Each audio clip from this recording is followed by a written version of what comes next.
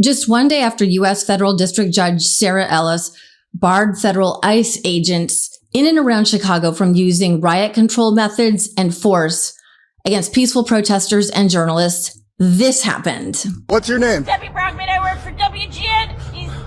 Let them know. I got you. Yep. Do you guys want to share your names too, or just going to cover your face? Couldn't cover your face. This is ridiculous. Honestly. Stop. Good job. I hope you're proud of yourself. Get the fuck out. Let's go. No, this is some fucking bullshit. Oh! Are you serious? What the fuck? Yep. What the actual fuck? Absolutely no respect for persons or property. I mean, they just destroyed the end of that car. Hi, my name is Suri Crowe, and you're watching the MeidasTouch Network. Okay, I have been on top of this story since it happened on Friday. I've actually spoken to several people inside the WGN newsroom, and the station is not identifying the woman. She's an employee, obviously, because she hasn't been charged with any crime. But those agents in that cuff and stuff that they pulled there on the street, that horrifying scene, well, that scene went viral. So many people had their phones out and were recording what they were doing when they were kidnapping or snatching people next door, apparently, in a building. Like I said, it went everywhere. And so we know that her name is, in fact, Debbie Brockman because she said it. She is not a part of the news department. She is a creative director in creative services for WGN. Creative services is not part of news, but it's a department that often works hand in hand with news. I'm very familiar with it from my years in the news business. They do a lot of things like promos, etc. So apparently she was recording something, but it could have just been as a citizen. I'm not sure if it was in a professional capacity. But either way, here is a quick breakdown on the events of that morning from the WGN newsroom itself. Video captures a minivan racing west on Foster Avenue. An object goes flying in the air and a woman screams. I heard yelling and screaming and honking. I ran downstairs to see what was going on. It looked like Border Patrol agents in a minivan had slammed some lady to the ground. And so I ran up to her and asked her for her name. She said she was a WGN employee. I mean, just absolutely horrifying. Terrorizing the community, as we have seen these ICE thugs do across the nation. Kids are terrified.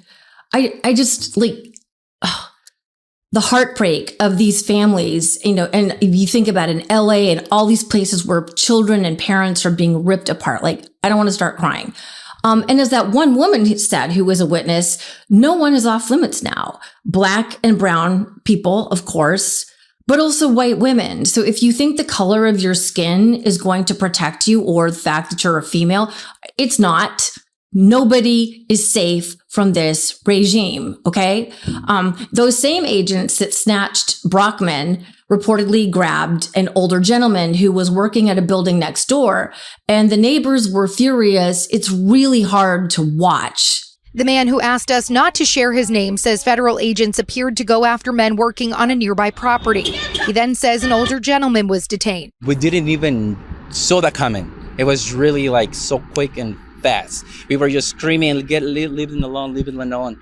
And then there's this now iconic photo of Reverend David Black taken by a photographer for the Chicago Sun-Times that is sure to be one of the most famous, or I should say infamous, moments captured of this moment in history of the Trump regime's attack on the American people. I mean, that photo will go down in history, I have no doubt, amongst many others.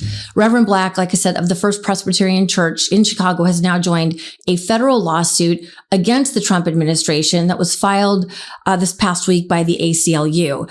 And here is Reverend Black peacefully protesting outside the Broadview detention facility in mid-September, where it looks like, to me anyway, ICE agents are firing chemical balls directly at his head, like intentionally. I mean, you can watch the video for yourself.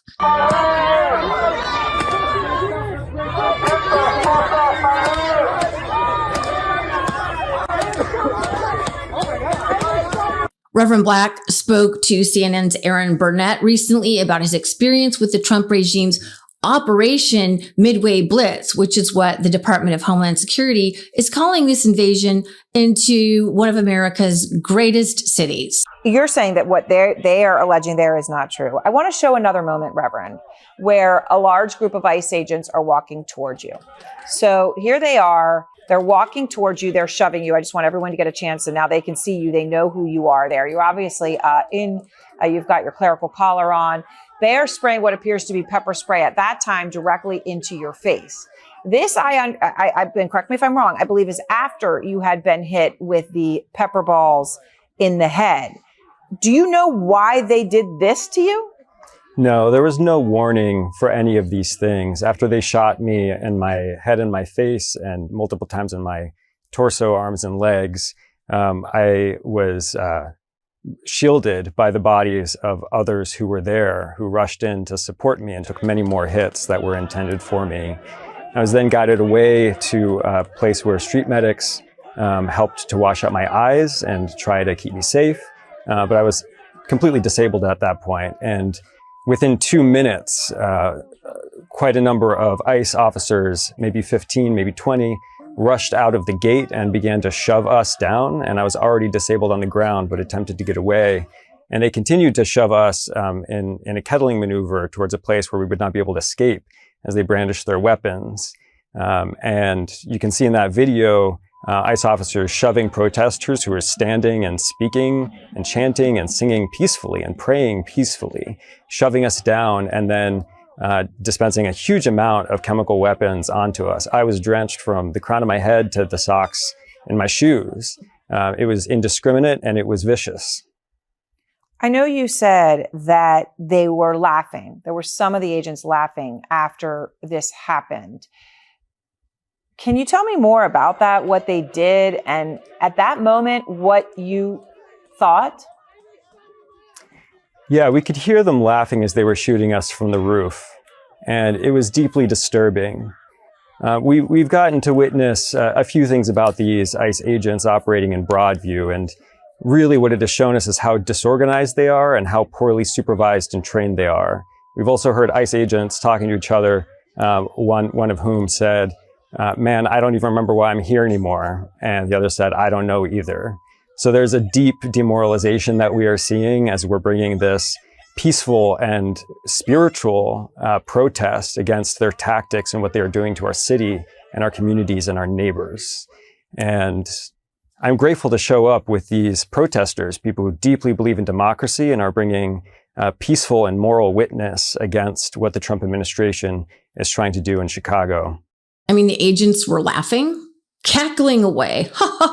Isn't this funny as we annihilate people with tear gas and pepper balls and zip tie children in the middle of the night as they did at an apartment building in Chicago. And one of the agents reportedly said, according to one of the residents who was also there, F them kids.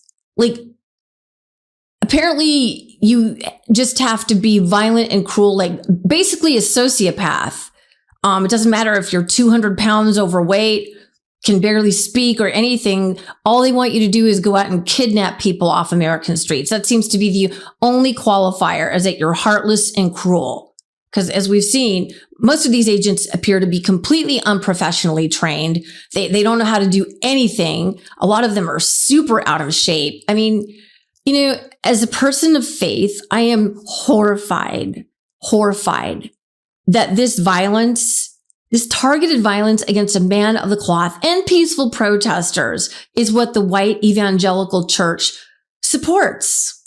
Look at all these people like cheering wildly. Oh yeah, go get him. I mean, just read through some of the comments on social media. I mean, it's hard for me to shut my trap. Sometimes I don't. All right, quickly, I want to go over that ruling that Judge Sarah Ellis made on Thursday. It is a temporary injunction that is good for 14 days. By the time you see this video, there's probably maybe only like eight 8 days, maybe 9 left on it. And it covers the greater Chicago area. I think it's 18 counties, including Cook County, which is the largest county, I believe, of that area, including Chicago. The judge ruled that agents must wear obvious identifiers, unique alphanumeric badges on their uniforms, unless they're undercover, officially undercover, she ruled. She barred them from using riot control weapons like pepper spray, tear gas against peaceful protesters and journalists. And she said, if they're going to deploy anything like that, there have to be warnings given. I believe, and I'm doing this off memory, I read the ruling, there have to be 2 warnings given. Like, I'm warning you once, I'm warning you twice before they deploy any of these more methods of force, etc. Judge Ellis found that the chilling effect of defendants, that would be the Trump administration's conduct, has impacted journalists' ability to report in violation of the Constitution. Damn straight it has, in violation of our First Amendment rights. The First Amendment, the number 1 amendment in the Constitution. This injunction will be revisited in a week's time or so. It was the result of a lawsuit that was filed by several news outlets in the Chicago area whose reporters have been assaulted by these Gestapo thugs. The Chicago Headline Club's board of directors, which was part of that suit, released this statement saying that these targeted assaults, quote, are more than an assault on the press. It's an assault on the public's right to know. When journalists are silenced, the public loses access to the truth about government actions. And that's exactly what the Trump regime wants. They want either complicity from the press, which we've seen with corporate legacy media just bending the knee and following along with their puppeted responses with the Trump narrative, or they want silence. It's either you will speak our narrative, as we've seen with the Pentagon, which is just astonishing to me that the Pentagon has ordered journalists that they are only allowed to report what the Pentagon signs off on. Like, that goes against my grain as a reporter. Or you're going to be silenced. And if you're not going to be quiet, we will silence you. And reporters, when they are allowed to do their jobs and when they have the integrity to do those jobs well, they write the first drafts of history. They bear witness to the rest of us, from the ground there. And I just want to let you guys know that there is some incredible reporting done. You don't know a lot of these outlets that are local news outlets. There are some newspapers that are doing some great reporting. Most of the local newspapers have folded, but there's still some great work being done. And these local outlets in Chicago are banding together and holding firm along with independent outlets who are there on the ground and truly putting their lives at risk to bring, the truth to the rest of us. And just God bless them. And I'm so glad that collectively they're filing suits against the Trump administration, and using the courts to, as best they can, to hold this regime at bay. And God bless these judges who are holding the line, or at least trying to, until stupid appeals courts reverse them. So bless them. And, lastly, remember that there are more of us than there are of they. They are trying to intimidate us and scare us to death. And let's show them that there are more of us than there are of they. These are weak, little teeny tiny men, little 4'10" Stephen Miller, as AOC said. Weak Donald Trump. Weak Tom Homan and Kristi Noem, who's having, stare-offs with people in chicken costumes. And let's show them that we are the stronger ones. We can do it Portland style. I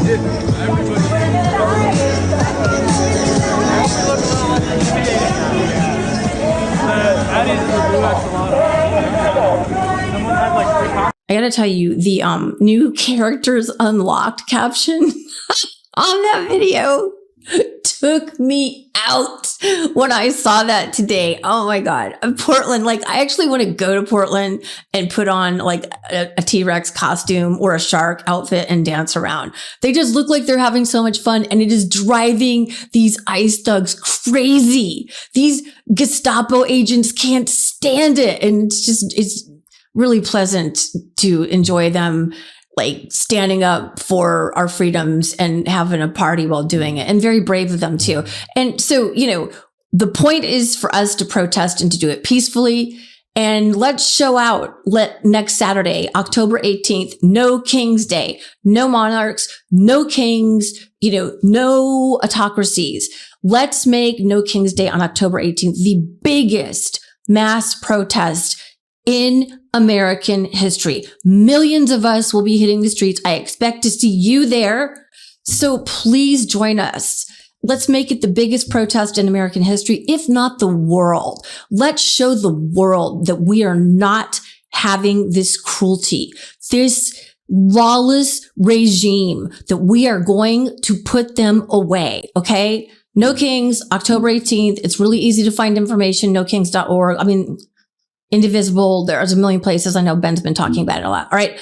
I will be in the streets. I expect to see you there too, unless you're really sick or something. Okay. All right. Thanks for being here, everybody. I will see you back here soon. And as always, peace. Love this video? Support independent media and unlock exclusive content, ad-free videos, and custom emojis by becoming a paid member of our YouTube channel today. You can also gift memberships to others. Let's keep growing together.